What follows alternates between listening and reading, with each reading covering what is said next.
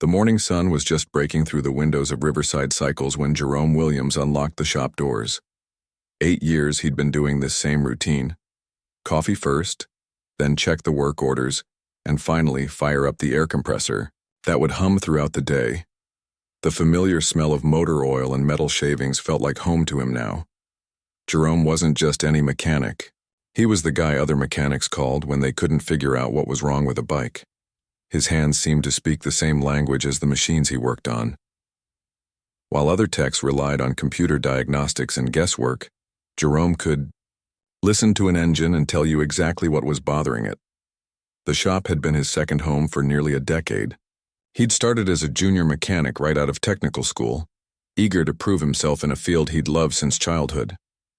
His grandfather had been a mechanic too, working on cars back when you could actually see the engine without removing half the components first. Those summer afternoons spent in his grandfather's garage learning the difference between a wrench and a socket had shaped everything Jerome became. Now at 32, Jerome had earned respect that went beyond the small-town borders. Riders would drive 2 hours just to have him look at their bikes.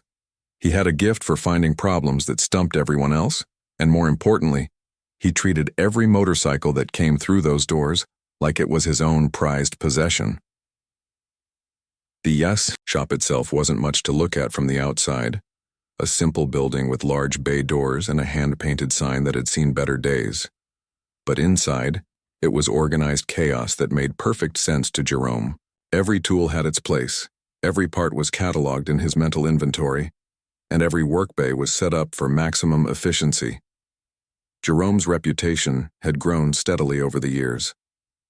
He'd fixed everything from vintage Harleys that belonged in museums to modern sport bikes with more electronics than some cars. Each repair taught him something new, and he filed away every lesson in his memory for future use.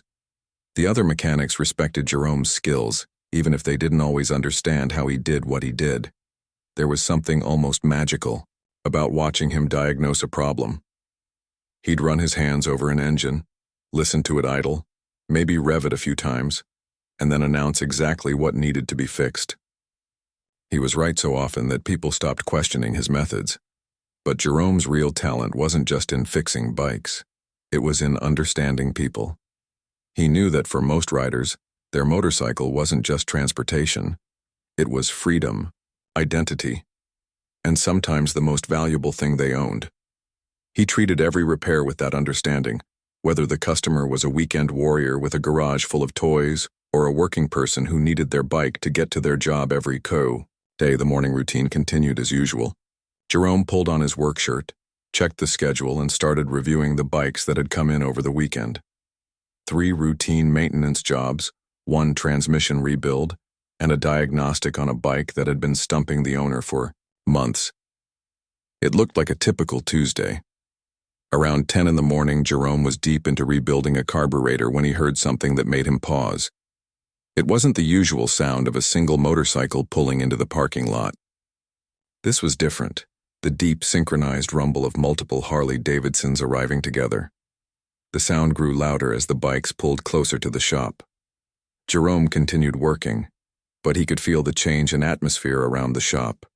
The casual chatter between mechanics stopped. The country music playing from the radio seemed quieter somehow. Even the customer waiting in the lobby looked up from his magazine.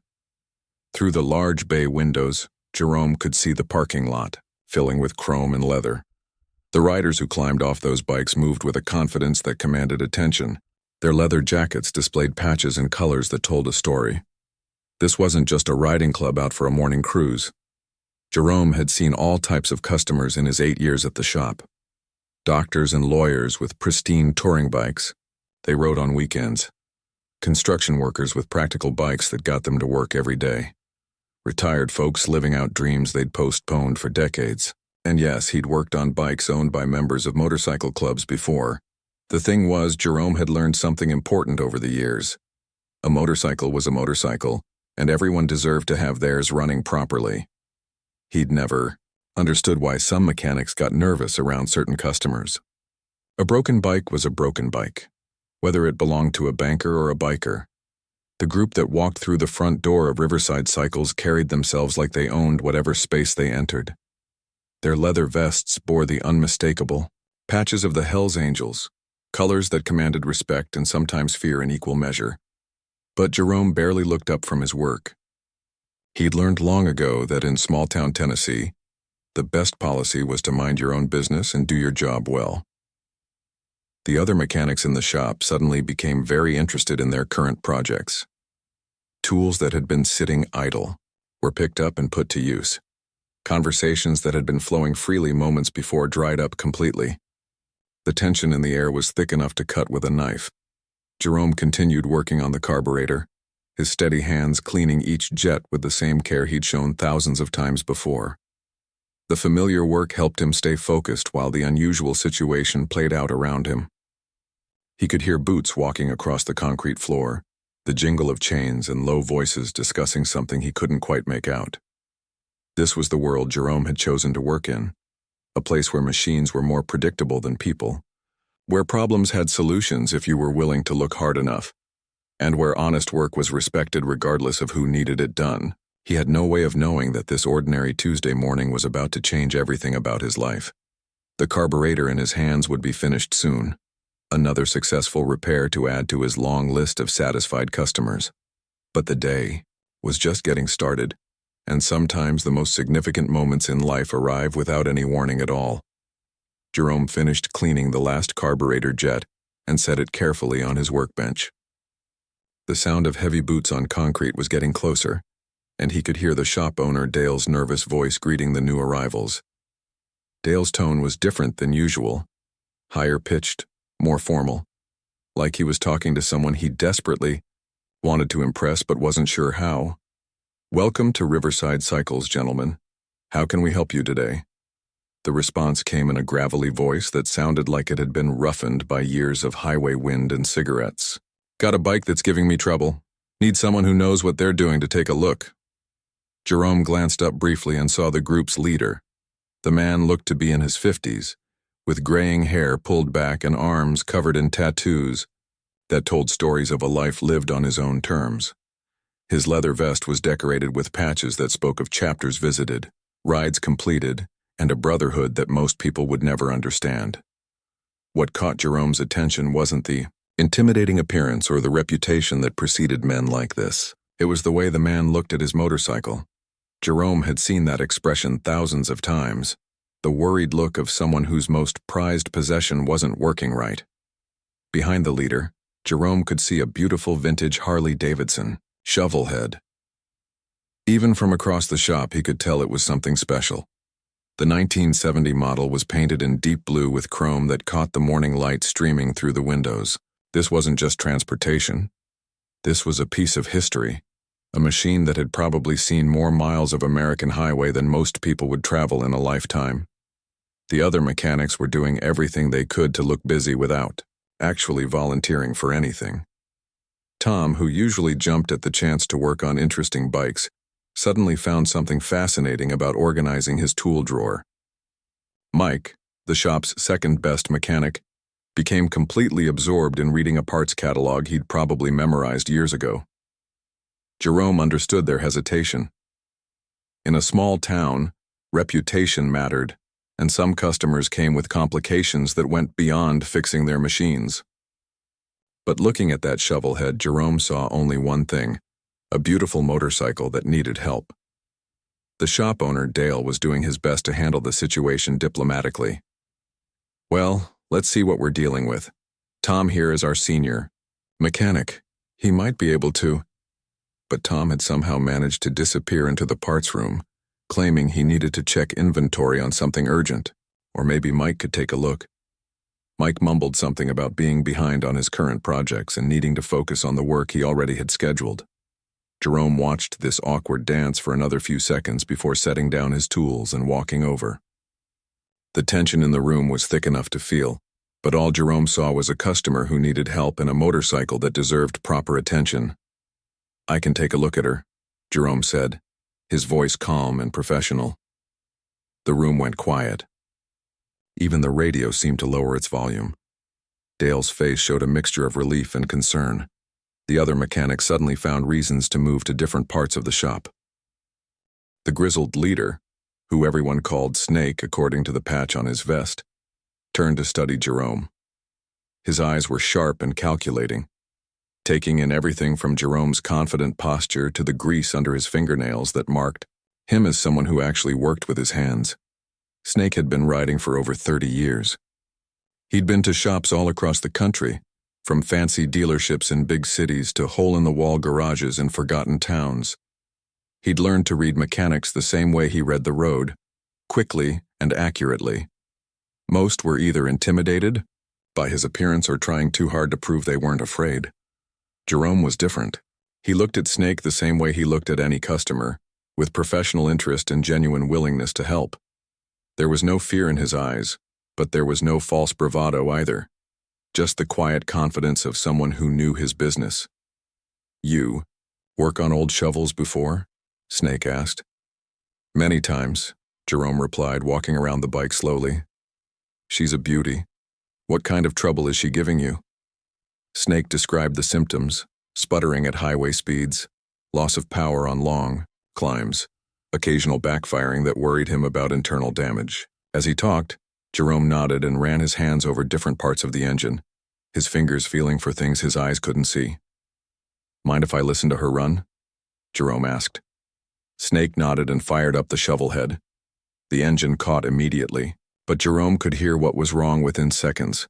It wasn't just one problem. There were at least two issues working together to create the symptoms Snake described.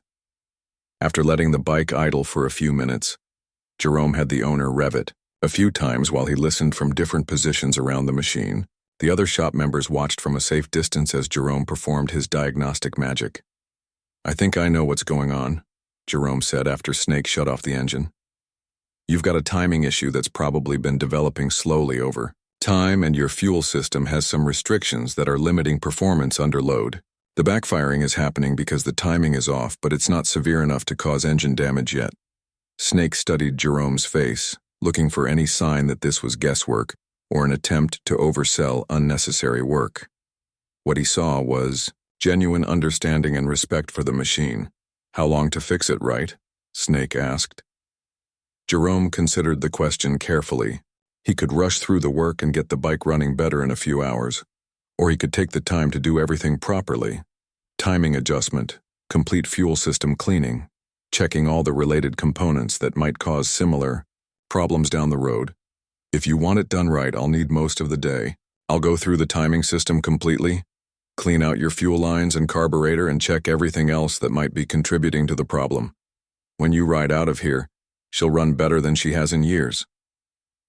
Snake looked at the other mechanics who were still trying to be invisible, then back at Jerome.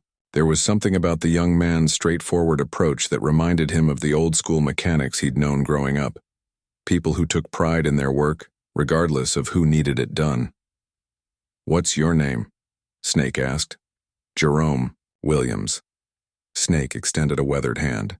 "They call me Snake. Fix her right, and there's a good tip in it for you."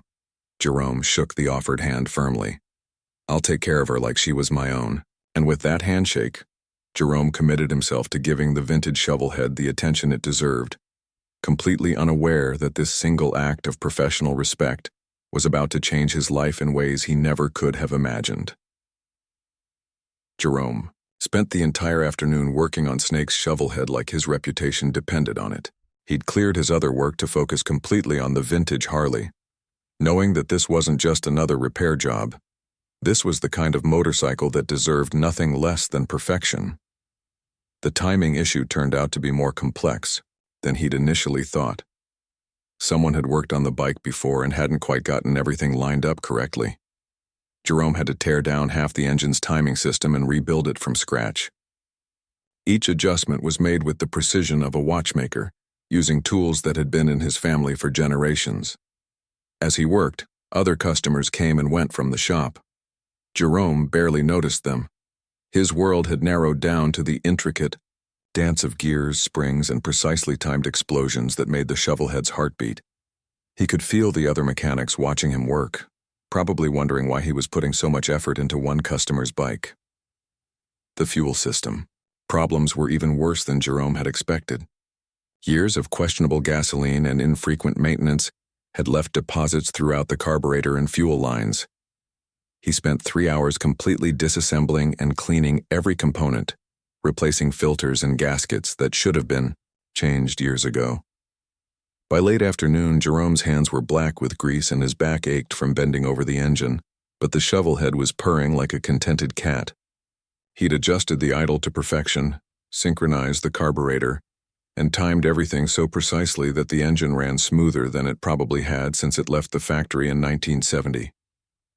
When Snake returned the next morning, Jerome was already at work on another project. He heard the familiar sound of multiple Harleys pulling into the parking lot and smiled to himself. He was proud of the work he'd done on that shovel head, and he was eager to see Snake's reaction. Snake walked into the shop with the same confident stride as the day before, but Jerome could see anticipation in his eyes. For all his tough exterior, Snake cared about that motorcycle the same way other people cared about their children. "Let's hear her run," Snake said, pulling out his keys. Jerome wiped his hands on a shop rag and walked over to the shovel head. The bike fired up on the first kick, settling into an idle so smooth it barely seemed to vibrate. Snake's weathered face broke into a grin that transformed his entire appearance. "Listen to that," Snake said, revving the engine gently. The Harley responded instantly, the exhaust note crisp and clean without a trace of the sputtering that had brought it to the shop. Snake let the bike warm up for a few minutes, then took it for a short test ride around the block. Jerome watched through the window as the vintage Harley accelerated smoothly through the gears. No hesitation, no backfiring, just pure mechanical harmony. When Snake returned, his grin was even wider. "She hasn't run this good in years." "What, do I owe you?" Jerome handed him the work order. The bill was fair: parts, labor, and the time it had taken to do everything right. Snake looked at the total and nodded without complaint. He'd been to enough shops to know quality work when he experienced it, but then Snake did something that surprised everyone in the shop. He pulled out his wallet and counted out an additional $200, laying the bills on Jerome's workbench. "That's for doing it right the first time," Snake said. "Most places would have given me a quick fix and sent me back in a month. You treated my bike like it mattered." Jerome was genuinely touched by the gesture. In 8 years of working at the shop, he'd received plenty of thank yous and the occasional small tip, but nothing like this. It wasn't just about the money. It was about recognition from someone who clearly understood the difference between good work and great work. Before leaving, Snake did something else that would stick with Jerome for the rest of his life. He shook Jerome's hand firmly and looked him straight in the eyes. "You ever need anything, you call me," Snake said, pressing a business card into Jerome's palm. "I mean that. You showed respect when others wouldn't. That matters in my world." Jerome watched as Snake and his crew fired up their bikes and rode away, the sound of their engines fading into the distance. He felt good about the work he'd done and the way he'd been treated. It seemed like the start of a good day. But Dale Peterson, the shop owner, had been watching the entire interaction from his office window.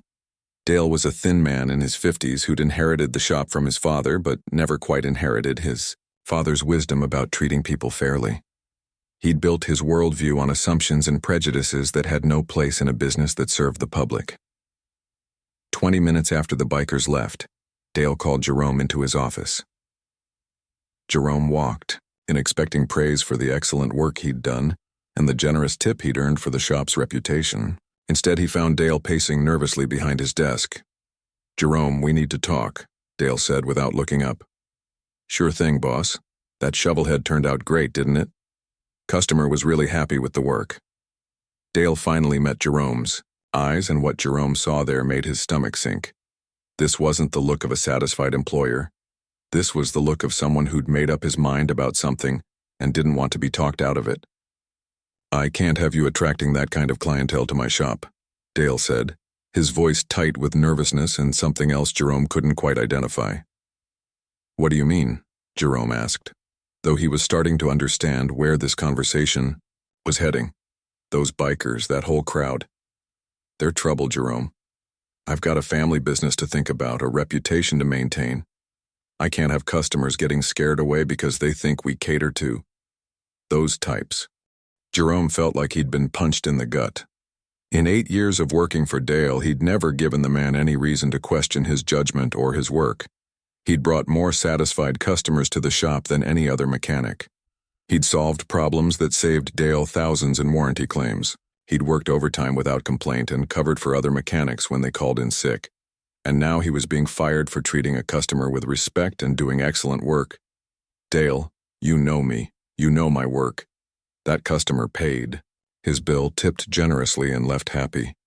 How is that bad for business? But Dale's mind was made up. Fear and prejudice had overruled 8 years of loyal service and proven results. I'm sorry, Jerome. I've made my decision. Today's your last day. Jerome stood in Dale's office for a long moment, trying to process what he'd just heard. His co-workers were going about their business in the main shop, completely unaware that their most skilled mechanic had just been fired for doing his job too well. Finally, Jerome nodded slowly. I'll clean out my toolbox. He walked back into the shop and began gathering his personal tools, the wrenches his grandfather had given him, the specialty equipment he'd bought with his own money, the diagnostic tools that had solved so many problems over the years. His fellow mechanics watched but said nothing. They all knew this was wrong, but none of them were willing to speak up. As Jerome carried his toolbox to his truck, he wondered how he was going to explain this to his wife and kids.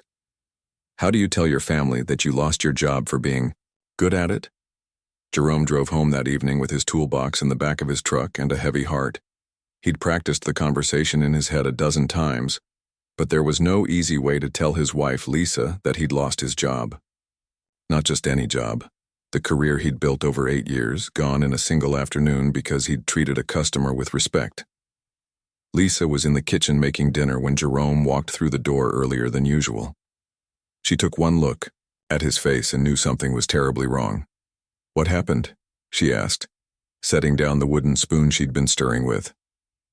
Jerome told her everything, the excellent repair work, Snake's generous tip, and Dale's shocking decision to fire him.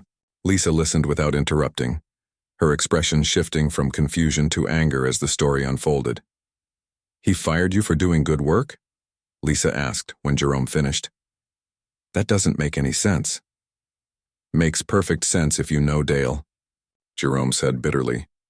He saw bikers and got scared. Didn't matter that they paid their bill and caused no trouble. All he could see were the leather jackets and tattoos. The next few days were rough for the Williams family.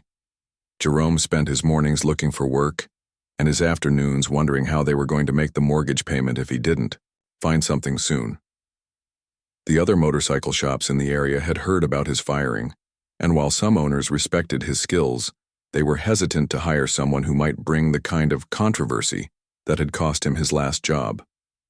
Meanwhile, something interesting was happening at Riverside Cycles that Dale Peterson wasn't expecting. The morning after Jerome's firing, 2 regular customers came in for scheduled maintenance and asked specifically for Jerome.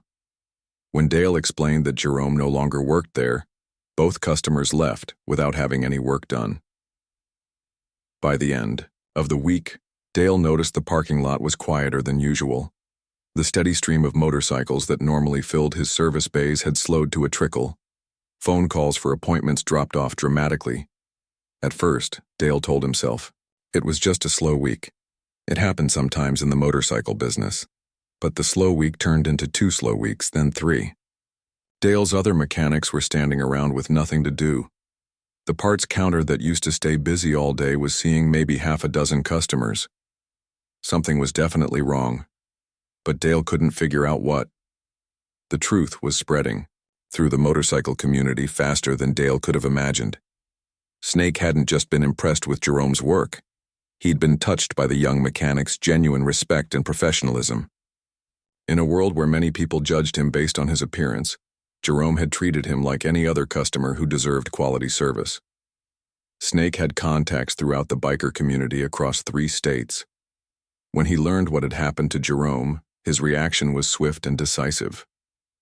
Within days, word had spread through motorcycle clubs, riding groups, and informal networks of bike enthusiasts. Riverside Cycles couldn't be trusted to treat customers fairly. The message wasn't spread through threats or intimidation. It was simply shared information. the kind of recommendation system that had existed among riders long before internet reviews. If someone asked where to get their bike serviced, Riverside Cycles just stopped being mentioned as an option. But the impact went beyond just the biker community. Jerome had built relationships with all kinds of customers over his 8 years at the shop.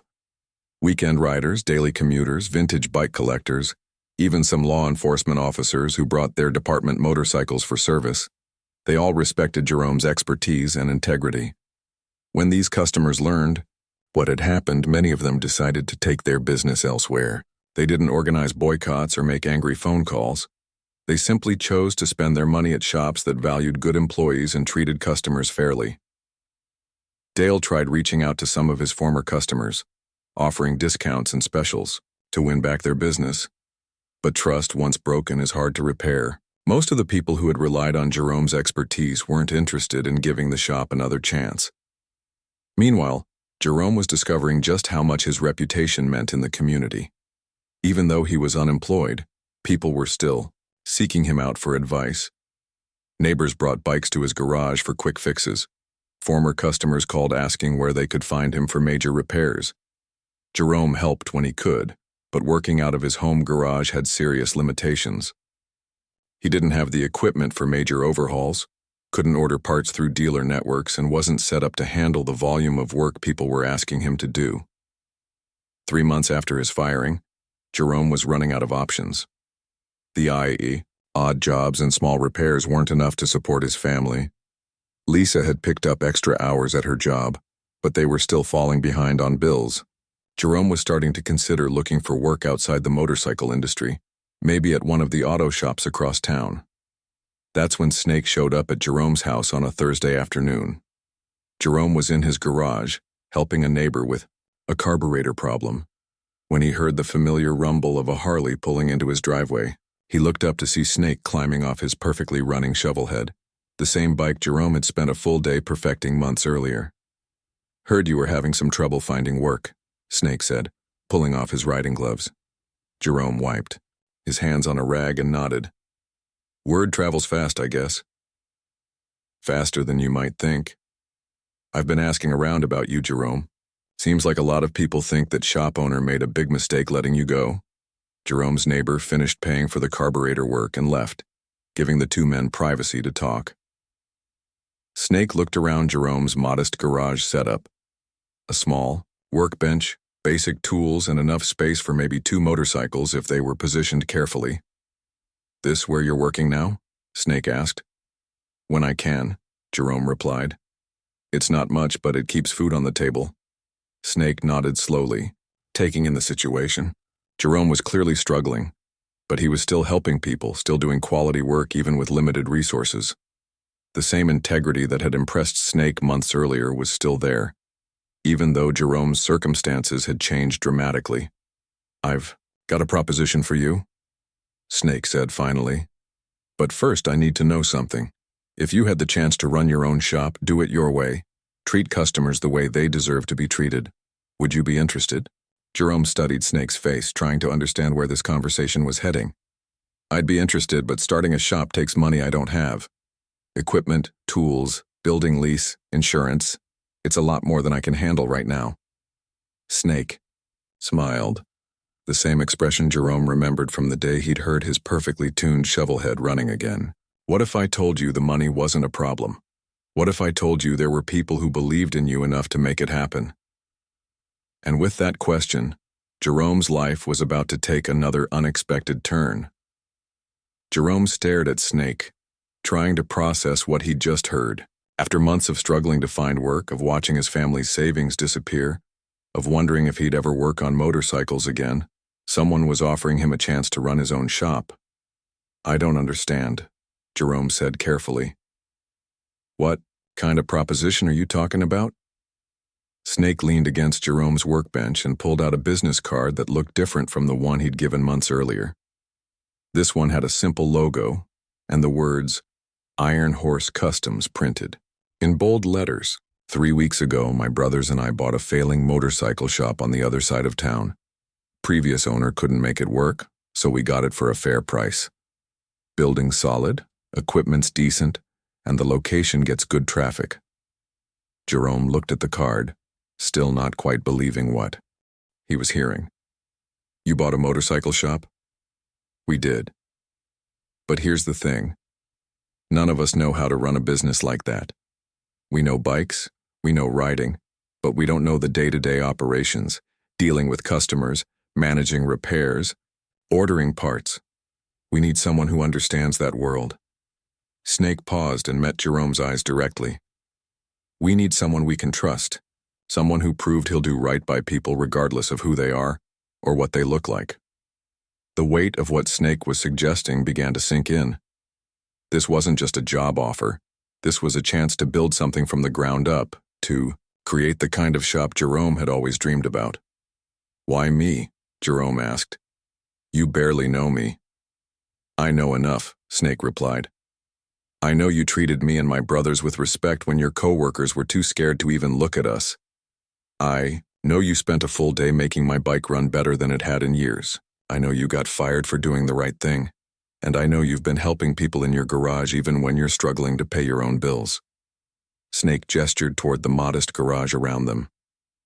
That tells me everything I need to know about your character. Jerome walked over to his small window and looked out at his neighborhood. Kids were playing in front yards, neighbors were coming home from work, life was continuing as normal. But for Jerome, this moment felt like everything was about to change. What would you want from me? Jerome asked. Run the shop.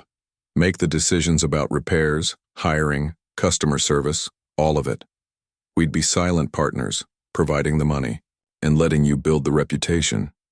The only thing we'd ask is that you treat people fairly the same way you treated us. Jerome thought about his family, about the bills piling up, about his dream of someday having his own place. But he also thought about the risks. Starting a business was hard enough without the complications that might come with having Hell's Angels as business partners. Snake seemed to read his thoughts. I know what you're thinking, Jerome. You're wondering what people will say, whether customers will be comfortable, whether this association will hurt more than it helps. Jerome nodded. It was exactly what he was thinking. Let me tell you something, Snake continued. The people who judge you based on who you associate with instead of how you treat them, those aren't customers you want anyway. The people who matter, the ones who will build your business, they'll judge you on your work and your character. Nothing else. That evening, Jerome discussed the offer with Lisa. They sat at their kitchen table with coffee and bills spread between them, weighing the opportunity against the risks. It's a chance to build something, Lisa said after Jerome finished explaining Snake's proposal. Your own shop, run the way you think it should be run. But what if it doesn't work? What if people won't come because of the connection to the club? Lisa looked at the stack of unpaid bills, then back at her husband. Jerome, you've been out of work for 3 months. Every shop in town knows you're the best mechanic around, but they're too worried about appearances to hire you. Maybe it's time to stop worrying about what other people think and start building something for our family. The next morning, Jerome called Snake and accepted the offer. Iron Horse Customs opened 6 weeks later in a renovated building that had housed 3 different failed businesses over the past 5 years. Jerome spent those weeks learning every inch of the new shop, upgrading equipment, organizing the workspace, and preparing for what he hoped would be a fresh start.